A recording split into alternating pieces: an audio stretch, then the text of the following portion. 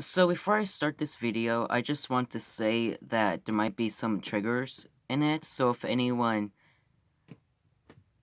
who might be triggered with mentions about assault and self-harm, this probably isn't the video for you.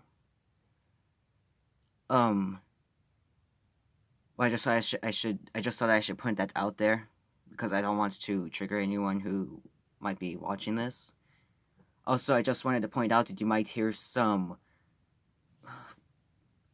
noises in the background. That's because my cat is right by my phone. She's walking around purring. I think she's gonna jump up on here soon, on my lap soon.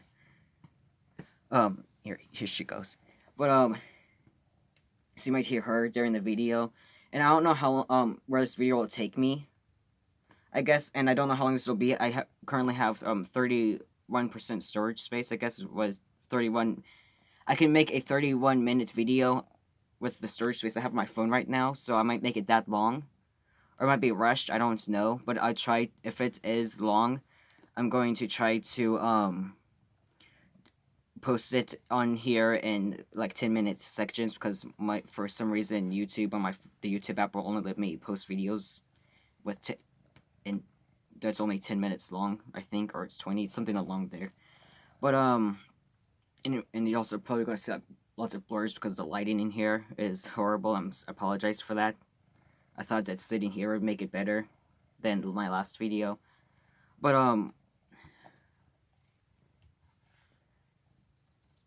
I guess that I just wanted to share my story a little bit because I know that a lot of people don't know about me, which I guess a lot of people who are followers on this subscribers on this account probably know me because they're most likely friends and family and stuff like that. But I thought it might be nice to share my story about me coming out and stuff, especially with what's going on with Trump and everything. I thought it might be nice to maybe find some connection for someone to find like a connection with another LGBT plus identifying person out there. And I just wanted to kind of share my story to kind of help people out there maybe. So I guess I don't really know how to start this video. Like I said, I don't know where it's gonna take me. But I guess so it's probably gonna be like a lot of rambling. But I guess I'll start. We're about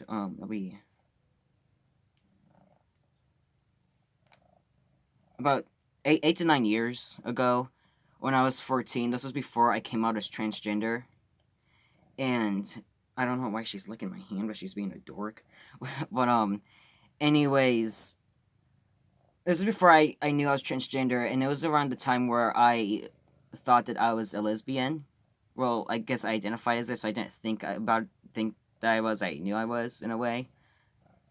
And that was kind of hard because this was also a time where there was this bully who spread this rumor about mostly spread this rumor about me and this friend I had, and which wasn't really nice. And the school didn't do anything about it. I had to go to the principal, and it stopped for a year, and then no, went on for like about 1 or 2 years, and then it stopped for maybe half of a year when that friend left to be homeschooled. Then that friend came back to the public school where I was at, and that bully was at, and and for the rest of that year, he started spreading that rumor again right in front of me.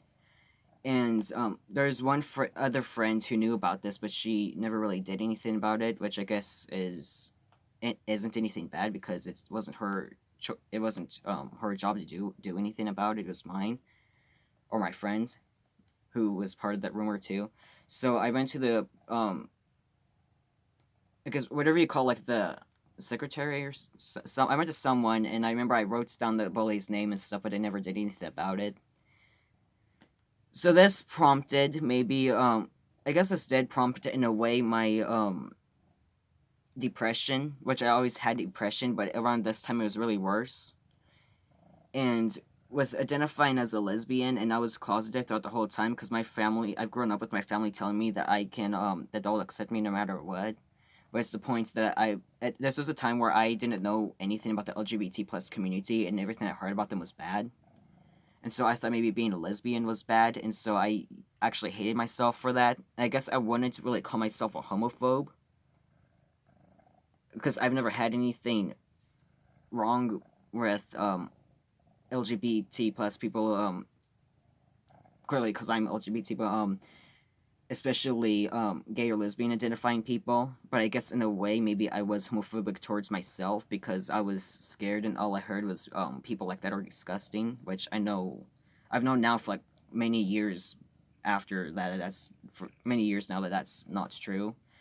But there is a time when I actually used to cut myself because of this. And this was also a time before I knew that I was trans. So with that added confusion, it was really hard because I couldn't really talk to anyone about that, which made it even harder because I had to go to like, a few counselors for my depression because of that, which didn't really help because they never knew the roots of the problem because I never told any of them what was actually happening in that time. And so the counselors didn't really help. In a way, they made it worse, especially as one who was really mean to me for some reason. I don't know what I did to her. But so mostly it was just a really hard time back then, and honestly I wanted to think that I'd be alive right then because there was a point when I did commit suicide a few times.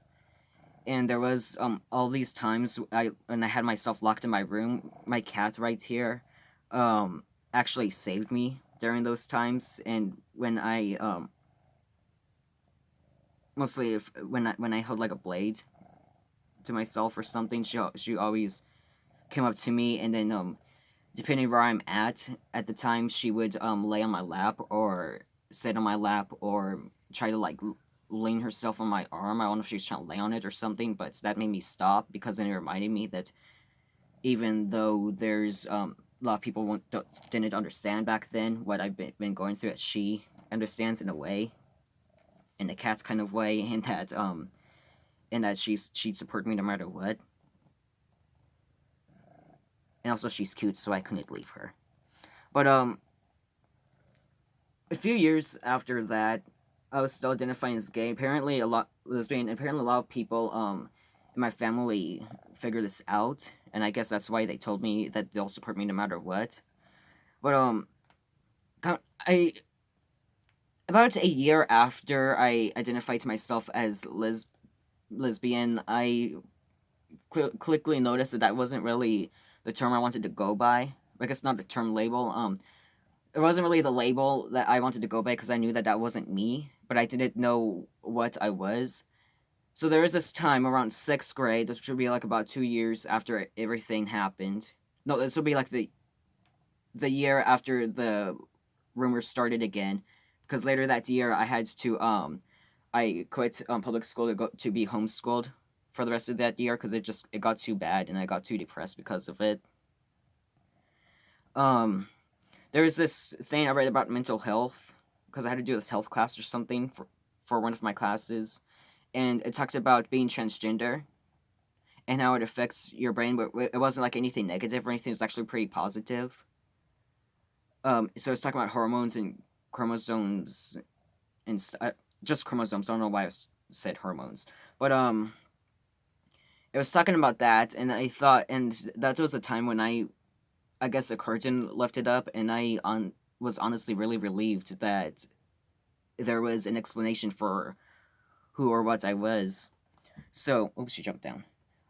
So around that, after that time, I was trying to do some more research, which was kind of hard because I still didn't have much knowledge about the LGBT plus community, let alone a part of the community, the trans community, which I had no idea about at all. But after a while, I did find she's eating. She's trying to lick the cord. She likes licking stuff for some reason. But she's weird like that.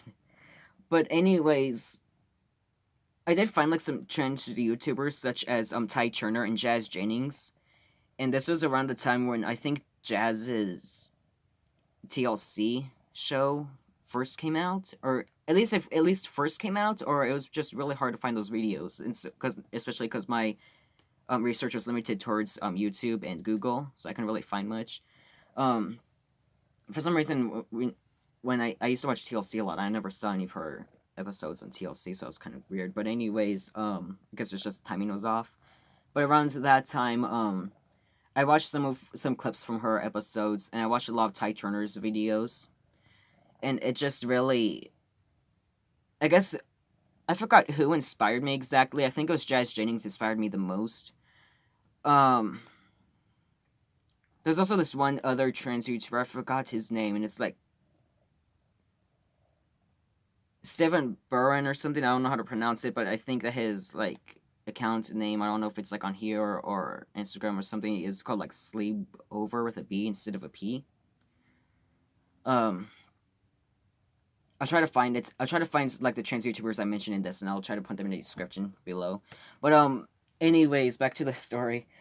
Um, there is this one thing I read after watching one of Jazz's videos, and it was about the what I read was about how to write out a coming out letter, how to write a coming out letter to your parents, which is what I did about maybe a week or two after I noticed that I was discovered that I was transgender, and I guess discovered isn't the right word, but I don't really know what to call it at this point, at this moment. But anyways, I did write a letter, and I was really scared, so I waited till late at night because normally around then I used to stay up till 3 or 4 in the morning, or I used to not sleep at all. Because this was also a time when I watched Doctor Who a ton, and normally I'd like to stay up and make Doctor Who crafts during the night while I mostly binge watch Doctor Who a lot. But anyways, that's kind of off subject. So I wrote the letter to my parents. I wrote it to mom and dad, and I stapled it because there was a few. I think I stapled it. It was like a few. I remember it was a few pages long, and I remember how later that night I put it on the kitchen counter so they could see it in the morning. My mom came to my room the next morning and told me that we needed to talk, and so we talked about it for a while. I don't remember much information about that because I guess I was really stressed at that moment, and when I'm stressed, I notice I forget a lot of stuff, or it's hard to remember stuff. It's hard to, yeah, it's around moments when I'm stressed. If I try to think back at it after that moment, it's kind of hard to remember. But so a few, maybe about a week or a few days afterwards, I told my mom that I wanted to use I remember wanted to tell my mom that I wanted to use they them theirs pronouns, because even though I identify as transmasculine, I guess, which I don't know because I do like feminine things sometimes, so I don't know where I am at that point, on that point, or whatever you call it. But I always liked identifying as gender neutral pronouns, I guess. And my mom kind of not really snapped at me, but it did kind of shock me by what she said. It was kind of like something like how um it doesn't make any sense because a single person can't use a word that's meant for more than one person, or she said it along those words. It's kind of hard to think remember exactly all the words she said, but it really kind of broke me, I guess. So I started using he him his pronouns for years after that because of what she said at one time, and it really hurt. I guess in a way it still hurts sometimes. I still like to go by those pronouns, but and I try to remind my family about that once in a while, but it's just with that and like stuff that happened in the future, which I'll tell you soon. Which happened later on, which I'll tell you soon later in this story. Um, I just stopped trying to see it as a big deal, I guess, which I guess it should be a big deal because it's my pronouns, but it was just like a lot of hard times back then. But after that, I made a letter to my grandparents, and they seemed accepting. But my grandpa called me an it for a while and a hermit, which is a mix of the pronouns he, him. No, it's her, him, and it. Um, and he, she a few times. And I know that my stepbrother used to make like some jokes, like he used to say the gay slur a lot. Like when we were playing Call of Duty for capture the flag, he used to say capture the, and then that gay slur word that hurts too. Um, just a lot of things happened around then. A lot of hurtful things happened. But my mom was accepting, I guess, so that was nice. My stepdad kind of didn't really understand. I guess in a way he still doesn't understand a lot of it, and it's kind of hard to explain to him. He's not unaccepting. It's just that he's just hard to explain to about subjects like this. So I haven't talked to him much about that. But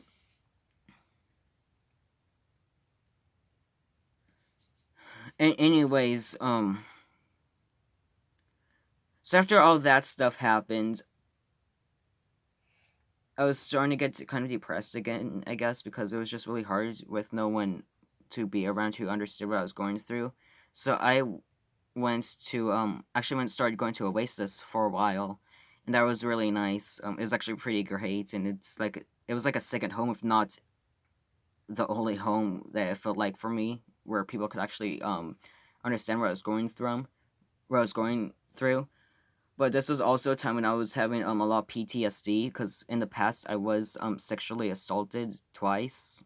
Once happened for over the course of a year, and and another time happened for only a week, and it was by two different people who have no connection to each other.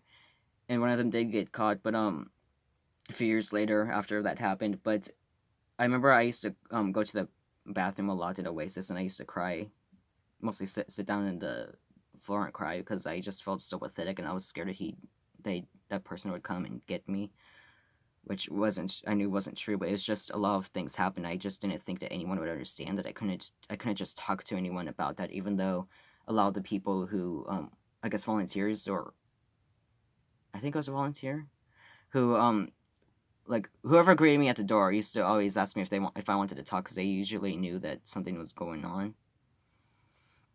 And I always said no because I didn't want to bother them, because Oasis usually seems like such a happy place, and I don't want to ruin that for anyone.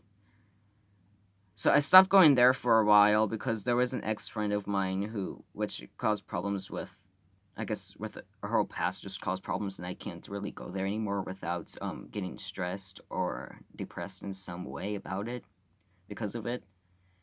I did go to leadership summits, and that was really fun. It was amazing. I might go again this year if I can still sign, if there's enough time to sign up. But that was really hard because they had Miss Major there, and I can't really explain much because I don't want to explain much because I don't want to, because there's like this thing that says like what's mostly what happens at that camp stays at that camp, which I get, because you don't want to like, I guess you don't want to like out anyone, or it's kind of hard to explain. But if you're there, like make much more sense. But anyways, Miss Major was there, and we watched her video, and that was really triggered, and actually cried, and I couldn't get up of my chair, and I was shaking too much, and I didn't want to tell anyone about it. It was really triggering for me because it reminded me of one of the people who assaulted me, and that was pretty hard. And I guess that I still remember that. I still have dreams about that night when I was crying stuck to that chair. But anyways, the rest of that time at the time at leadership summit was pretty bad for me because of that moment. But there were still like some good things that overpowered that bad moment, so that was still good. But anyways, I want to get onto like a kind of like a positive subject for a while. Um, Maybe a while after that, or I guess to like help along with the story, I was probably just gonna make it more confusing. But a while before, like a long time before that, when like a few months after I started going to Oasis, first started going there, I was confused by my gender identity because I knew that I am transgender, but I didn't know exactly. I didn't feel like I was actually fully a man because trans. I'm a transgender male, but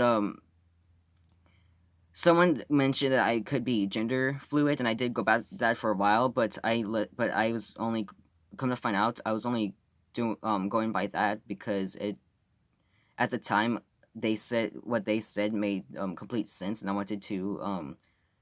mostly wanted to go by that person's suggestion because they seemed like they knew a whole lot more about me than I do, which I should have listened to myself.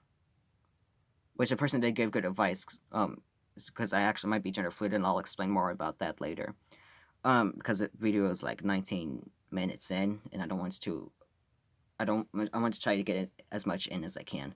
Um, so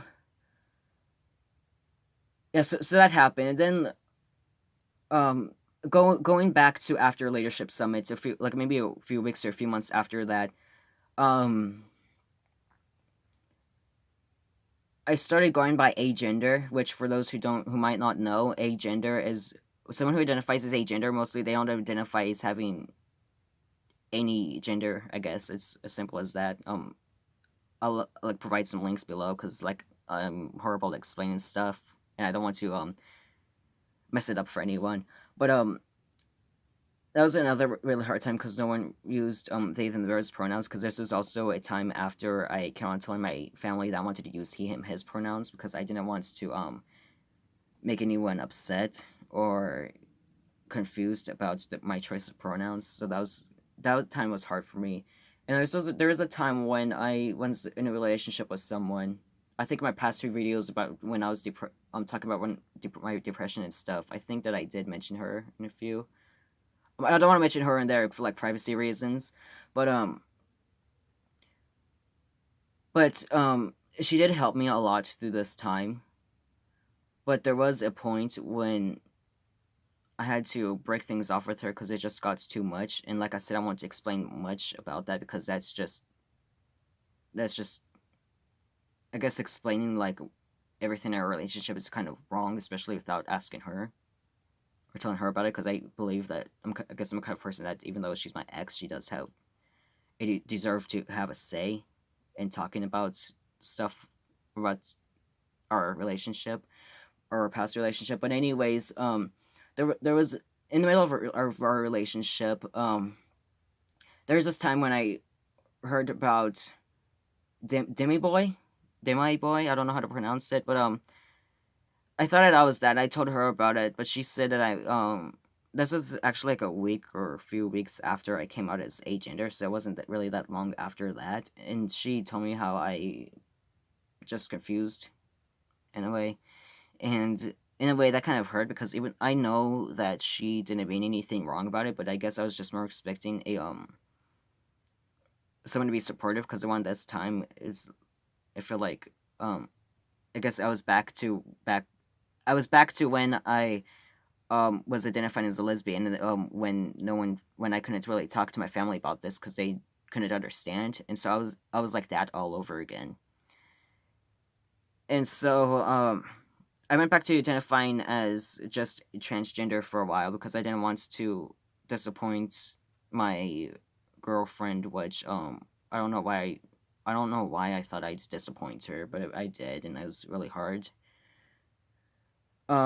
She didn't make me feel that way. It's just I just it was just how I thought that back then, and also because of my family and stuff, and I didn't want to have like jokes, rude jokes about my gender identity happen again. So stuff like that was happening, and there was some Facebook groups I went to for a while that helped about they mostly said that I could be Demo Boy, but how I talked about my gender identity. But yeah, so after that, I kind of just went back to being agender and trans because it just seemed more right after identifying as Demo Boy for a while. And then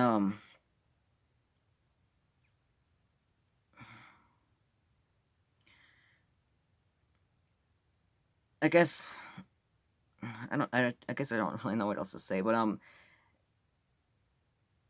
yeah, so everything was okay for a while, and then it's like I kind of going back from identifying as transgender to agender because I was really confused about what my gender identity was, and because of how people presented me as or saw me as or however you call it. Um, so that was pretty hard too. Um, and I guess in a way, I still don't know what my identity is because I do know that I'm trans. I do know in a way I am a gender, but at the same time, I could also be gender fluid.